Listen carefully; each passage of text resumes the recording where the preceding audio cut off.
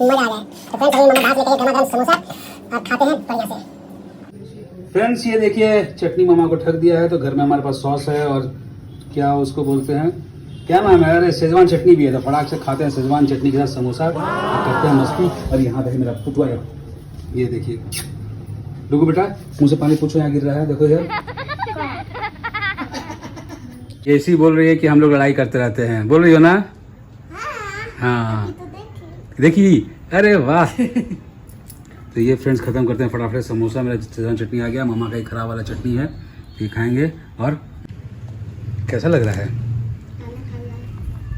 बाहर हो बारिश का मौसम और घर में हो गर्मा गर्म समोसा, तो मजा आ जाए। हमको अच्छा लग रहा है।